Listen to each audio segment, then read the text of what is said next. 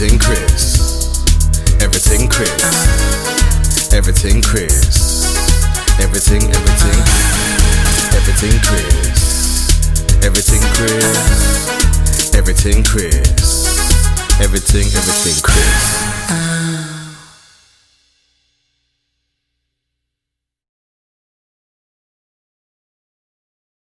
And then the States, how did that? So when did you go? When did you go over to States, and how was that whole experience? Talk us through that experience in playing in United. So I went over to the States in 2010. The whole recruiting process was, I'm going to say fun. People find it stressful. I mean, the decision making in general was stressful, but going on visits to all these different schools and taking time off school to go for a little 2-day trip to the States, I found it nice.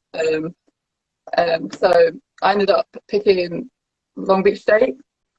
Because as well as chatting with a team, I just think, would I rather have snowy winters or sit on a beach all year round?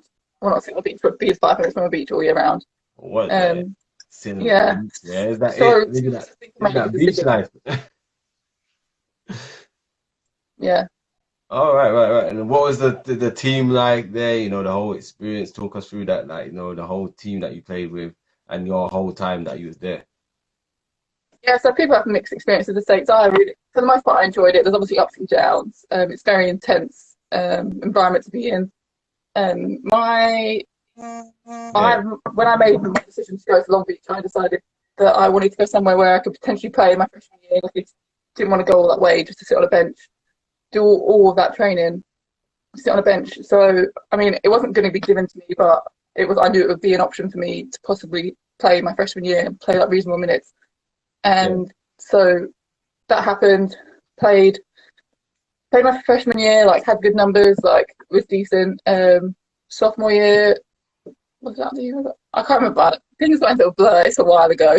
I'm pretty sure it was my sophomore year, but I ended up getting hurt. So I tore my labrum in my shoulder, but I was going to play through it. Just with a brace on, it wasn't going to be that bad. But then I had quite a big stress fracture in my leg as well. So I had to sit out with that, so I ended up getting the shoulder surgery. I looked pretty good. I had a massive boot on my leg and a huge shoulder brace and a single crutch. So wow, I literally looked like, I don't know, like special or something. But that's good. And then junior year, that's the year where it started to be a little bit different for me in terms of some of the negative experiences people had. That's when I kind of had mine in terms of things not going how you want to go, how you expect it to go, especially sitting out for a year. You expect just to, and you don't have a choice not to work your ass off to get back. So, so after working all that time to get back, sitting out for the whole year, I expected it to be similar to my freshman year, like have those good numbers, have those good minutes and stuff like that. But things kind of didn't go how they were, like performance-wise. Like I went for a big shooting slump, which affected me mentally more so. Like I didn't get benched for my slump that I was in. It just affects you mentally because you're going on there to score the ball. And one of my attributes is that I can shoot, and when you can't do something that you're meant to do, it just grates on you, and so then everything grates on you, and then you've got like 10 hours of mandatory study hall on top of that, and then you're getting up for 6 a.m. weights, and things just become a general just cycle of like negative. You can't think of anything else because the one thing that you're there for is basketball, really. Because I could have stayed here and studied, and it's not going how I wanted it to go. So it was just a bit negative. But then senior year, things picked up again. I decided not to go for my 5th year because obviously I redshirted a year because of my injury. I decided not to go for it because at that point I'm just overstudying. Just not for me, really. Fair enough. So how did you make it through that adversity, like, you know, all of that, you know, you said on the mental side it affected you. How did you get through that? What is it that you did specifically that helped you stay focused and motivated?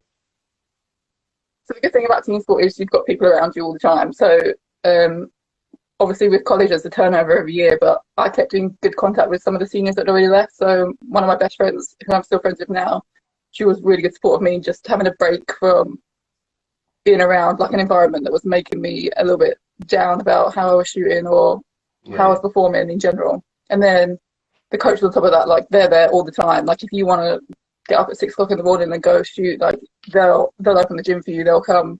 Like if you want to stay late, like they live down the road, like they'll come. Like you can just go into their office and talk. So I had like really good relationships with my coaches, especially like to my third and fourth coach.